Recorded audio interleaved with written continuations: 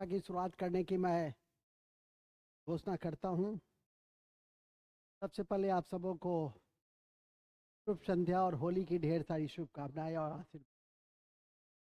होली के एक विशेष अवसर पर एनसीईआरटी के एक महत्वपूर्ण चैप्टर एनिमल किंगडम, या यूं कहिए कि क्लासिफिकेशन ऑफ प्लांट और एनिमल, तो हम टैक्सोनॉमी के नाम से जानते हैं, और जिसके फादर लीनियस थे, उसका हम लोग आज अध्ययन करने का बीड़ा उठाएंगे।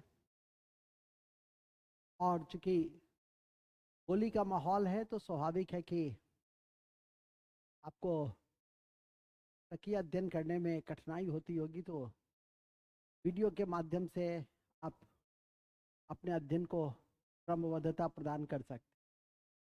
तो आगाज करना चाहेंगे एनिमल किंगडम से, जिसको हम दो भागों में बांटकर देखते हैं समान रूप से। एक भाग इसका प्लांटा है, पादप है, जो गति नहीं करते, और दूसरा भाग एनिमेलिया है, जो गति करते और जिसके पास मोशन है। वर्गीकी, फादर ऑफ टैक्सोनॉमी, हम जब प्लांट और एनिमल के क्लासिफिकेशन की बात करते हैं तो उसके स्टडी को हम टैक्सोनॉमी कहते हैं। Study of classification, classification classification किसका? किस दोनों का? प्लांट और एनिमल का। ध्यान रखिए कि फादर लीनियस और लीनियस 23 मई 1707 से 70 तक, 22 मई को याद रखिए जैव विविधता दिवस होती। 22 मई को जैव विविधता दिवस के रूप में हम लोग मनाते हैं। विश्व जैव विविधता दिवस हैं, और 22 मार्च को जल दिवस के रूप में मनाए जाते हैं। तिथि बहुत इंपॉर्टेंट होती है, आप याद रख सकते हैं, जल दिवस के रूप में मनाते हैं। नेक्स्ट पॉइंट, किंगडम क्लासिफिकेशन के कॉन्टेक्स्ट में सबसे पहले हैकेल की चर्चा करना चाहेंगे। ने 3 भागों में बांटा था पूरे जगत को। एक प्लांट, दूसरा एनिमल, और तीसरा प्रोटिस्टा। ये दोनों बहुकोशीय को सम्मिलित किया था, मल्टी सेलर को, जबकि एक कोशीय को इसने सम्मिलित किया। परीक्षा की दृष्टि से बहुत महत्वपूर्ण नहीं है, ज्ञान की दृष्टि से याद रखना है। 3 भागों में हैकेल ने बांटा। फिर इसी क्रम में 4 भागों में कॉपलैंड ने बांटा, प्लांट, एनिमल, प्रोटिस्टा और बोनेरा। तो इसको ध्यान करके रख सकते हैं। हैकेल के बाद कॉपलैंड, उसके बाद हिटकर। हिटकर इंपॉर्टेंट, जिसने किंगडम क्लासिफिकेशन में 5 भागों में बांटा, प्लांट, एनिमेलिया, प्रोटिस्टा, मोनेरा और फंजाई, इसमें क्लोरोफिल नहीं पाया जाता, याद रखिएगा।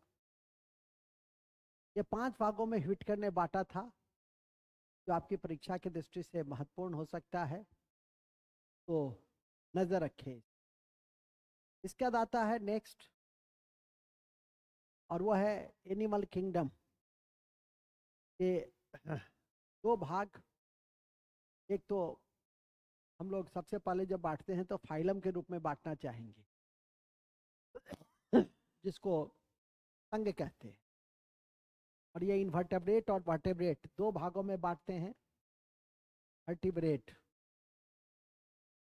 ठीक है, कैसुरुकु बैकबोन नहीं होता है, और जिसमें बैकबोन नहीं होता है उसे अकैसुरुकु कहते हैं, और जिसमें बैकबोन होता है, रीढ़ की हड्डी होती है, उसे हम लोग वर्टेब्रेट कहते हैं।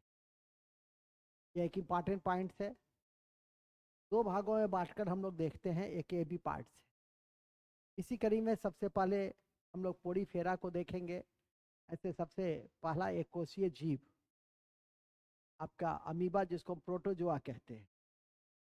प्रोटोजोआ एक कोशीय जीव रहा। सबसे पहले हम लोग प्रोटोजोआ को भी जान सकते हैं। ये भी यूनिसेलुलर होता है। दूसरा पोडीफेरा है और इसका एग्जाम्पल है, प्रोटोजोआ का एग्जाम्पल है अमीबा। सबसे प्रारंभिक जीवों में से एक है। फिर आता है पोडीफेरा, ऐसे जंतु जिनके शरीर पर छिद्र होते हैं। ऐसे जंतु जिनके शरीर पर छिद्र होते हैं, ओस्टिया पाई जाती है, उसे पोडीफेरा कहते हैं। ये चल नहीं सकता। इसका मेन फीचर क्या है? छिद्र होना, नहीं चल सकना। और उस छिद्र को हम लोग ओस्टिया या पोर के नाम से जानते हैं। ये पोडीफेरे की तस्वीर है, ये आप ध्यान में रख सकते हैं। पोडीफेरा के जो मुख्य उदाहरण है साइकॉन है, एक इंपॉर्टेंट उदाहरण है। यूप्लेक्चेला है, जिसको फ्लावर बास्केट के नाम से भी जानते हैं। और यू स्पॉन्जिया है, जिसे स्नान स्पॉन्ज के रूप में जानते हैं, समुद्र में पाए जाते हैं। ये सबसे इंपॉर्टेंट इसमें साइकॉन है। चिंता ना करें, ये पीडीएफ को हम भेज देंगे तो आप नोट कर सकते हैं। अभी कॉन्सेप्ट बना ले, सुन ले कि पोडीफेरा क्या है। तो छिद्र पाया जाता है, चल नहीं सकता है। महत्वपूर्ण उदाहरण में साइकॉन है। इतनी भी बात आप याद करके रखिएगा। फ्लावर बास्केट वगैरह को छोड़ भी दीजिएगा तो भी आपका काम चलेगा। और देख लीजिए कि ये शरीर पर छिद्र है, जिसको हम ओस्टिया के नाम से जानते हैं। फिर आता है सिलेंट्रेटा। ये ताजे पानी में पाया जाता है। कि विशेषता क्या क्या है? कोई भी फाइलम को हम लोग पढ़ते हैं, सबसे पहले उसके फीचर को पढ़ते हैं और फिर फीचर के साथ साथ उसके एग्जाम्पल्स को पढ़ने का प्रयास करते हैं। ताजे पानी में पाया जाता है, पाचन तंत्र नहीं होता है और न ही नर्वस सिस्टम। उसकी जो मुख्य विशेषताएं हैं, वो जहरीली कोशिकाएं पाई जाती है, जिसका उपयोग शिकार को पकड़ने में करता है, जिसको हम लोग टेंटिकल्स कहते हैं। तो हम लोग टेंटिकल्स के नाम से भी जानते हैं। ये जो आपका पार्ट्स है, ये सब क्या है? सब टेंटिकल्स है। शिकार के पकड़ने में काम आता है। जो शिकार के पकड़ने में काम आता है, ये मुख्यतः समुद्री जीवी होते हैं। और इसका मुख्य उदाहरण है 3: मूंगा, हाइड्रा और जेलीफिश। निश्चित रूप से इसे याद करके रख लीजिएगा। मूंगा, हाइड्रा और जेलीफिश। मूंगा, हाइड्रा और जेलीफिश। मूंगा, हाइड्रा और जेलीफिश, ये सिलेंट्रेटा का उदाहरण है। टेंटिकल्स याद रखना है। नर्वस सिस्टम और पाचन तंत्र नहीं होते हैं, ताजे पानी पाए जाते हैं। और इसके मुख्य उदाहरण में मूंगा, हाइड्रा और जेलीफिश।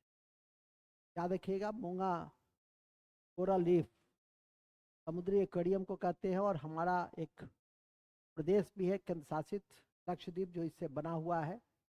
तो ये इंपॉर्टेंट है। और सबसे बड़ा coral reef great barrier reef Australia है, स्विट्जरलैंड के तट पर। नेक्स्ट टीनोफेरा है।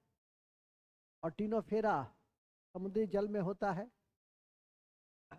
और तैरने के लिए इसमें एक सीलिया का उपयोग करते हैं।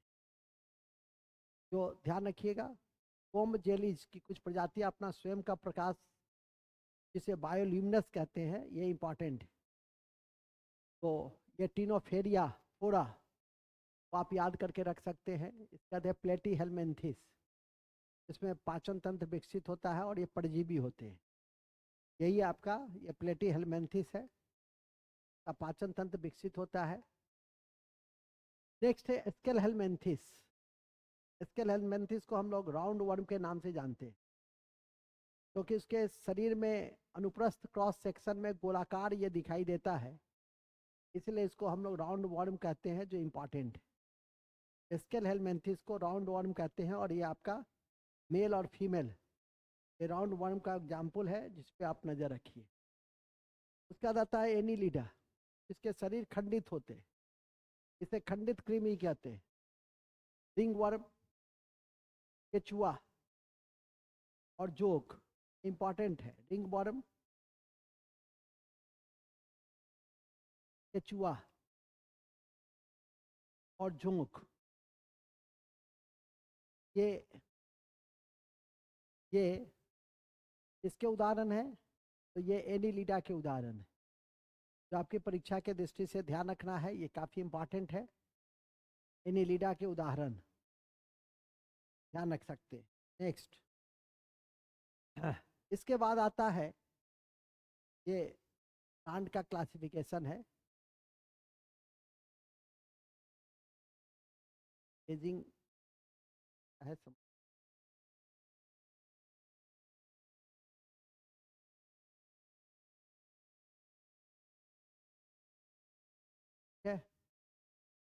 इसे आप ध्यान करके रखिएगा।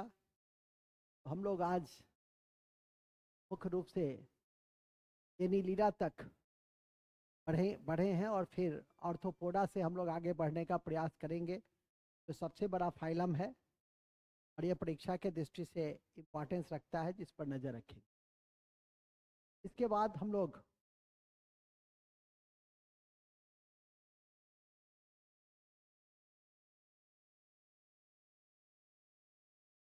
लोग नो कानू, जल्दी आना।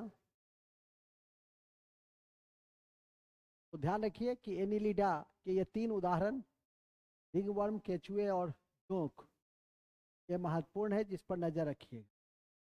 रिकॉर्डिंग स्टॉप करो, एजिंग कहीं पर है।